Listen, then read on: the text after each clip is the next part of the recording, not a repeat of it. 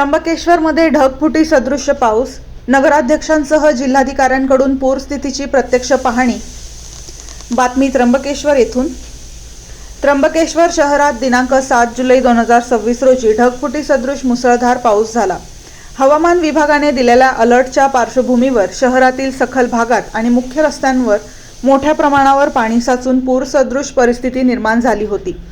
या गंभीर परिस्थितीची दखल घेत त्र्यंबकेश्वर नगर परिषदेच्या नगराध्यक्षा सौ त्रिवेणीताई तुंगार सोनवणे यांनी तातडीने शहरातील विविध बाधित भागात जाऊन रस्त्यांची आणि पाणी साचलेल्या ठिकाणांची प्रत्यक्ष पाहणी केली।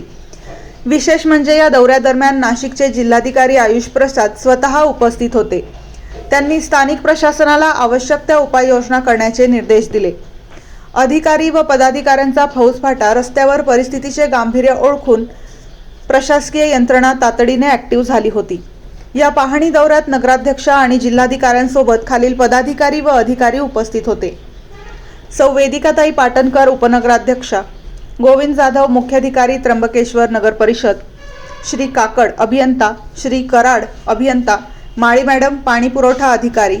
बाधित भागांची पाहणी आणि उपाययोजना नगराध्यक्षा सौ त्रिवेणीताई सोनवणे आणि जिल्हाधिकारी आयुष प्रसाद यांनी शहरातील ज्या मुख्य रस्त्यांवर आणि चौकांमध्ये पाणी साचले होते तिथे जाऊन पाण्याचा निचरा कसा करता येईल याची पाहणी केली।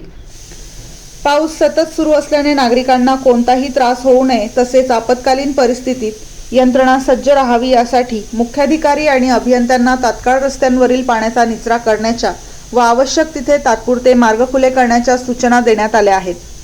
प्रशासनाने नागरिकांना सतर्क राहण्याचे आवाहन केले असून नगर परिषदेची आपत्कालीन यंत्रणा परिस्थितीवर पूर्णपणे लक्ष ठेवून आहे।